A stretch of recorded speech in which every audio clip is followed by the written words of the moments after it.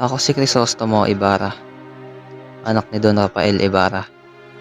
Matagal akong nanirahan at nag-aral sa Europa. Ngunit ngayon ay bumalik ako sa Pilipinas upang ipagpatuloy ang mga adhikain ng aking yumaong ama.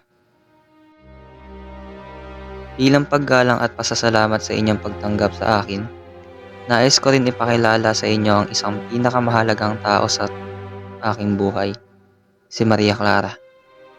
Si Maria Clara ay hindi lamang isang dalagang maganda sa panlabas na anyo.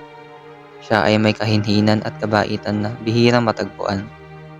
Ang kanyang pagmamahal at malasakit sa kanyang pamilya ay walang katulad, at ang kanyang malalim na pananampalataya ay nagbibigay sa kanya ng lakas sa bawat pagsubok. Sa kabila ng kanyang kaamuan, siya ay matatag at mapagmahal, laging handang magbigay ng suporta at pag-aaruga. Ang kanyang presensya sa aking buhay ay isang inspirasyon at naging dahilan upang magpatuloy sa aking mga pangarap sa ating bayan. Sana'y makilala niyo siya gaya ng pagpapakilala ko sa kanya, bilang isang tunay na huwaran at kabutihan at kagandahan.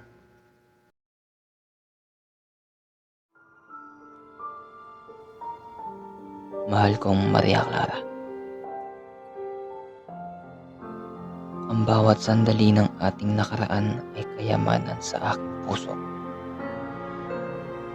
Mula sa ating masayang kabataan sa San Diego hanggang sa mga mapait na pagsubok na sumubok sa ating pagmamahalan. Lahat ng ito ay mahalaga sa akin. Ang mga halakhak mo, ang ating mga pangarap, at ang ating pagmamahalan ay nagbibigay lakas sa akin sa gitna ng mga pagsubok. Bagamat pinaglayo tayo ng kasinungalingan at kalupitan, alaala mo ay nagsisilbing liwanag sa aking landas. Umaasa akong darating ang araw na muli tayong magkikita at magdiriwang ng kalayaan ng pag-ibig ng walang balakid.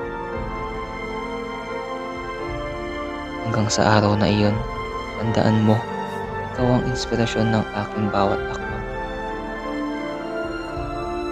Nagmamahal ng tapat, Crisostomo Ibarra. Oh, nanay na pala ang nasa musika. Magandang gabi sa inyo mga Pilipino. Pinapakilala ko ng isa anak, ang matalik kong kaibigan, si Crisostomo Ibarra. Magandang gabi, Kuya Isabel. Magandang gabi, Pilipino. Magandang gabi, mga church. Si Crisostomo Ibarra ay nag-aaral sa isang mga 7 taon sa Europa. Maganda, ano namang buhay mo sa Europa? Buhay ko sa Europa. Kung masasabing maayos yung buhay ko sa Europa. Mahirap ang mga pinag-aaralan namin doon. Kayo ba? Kamusta ba kayo? Kamusta ka? Oh, ayos lang naman. Ito, dapat natiling matayos ng kamay. Magandang gabi sa inyo lahat. Mauna na po ako. Tiya, mauna na po ako. Mga Pilipino, mauna na po ako.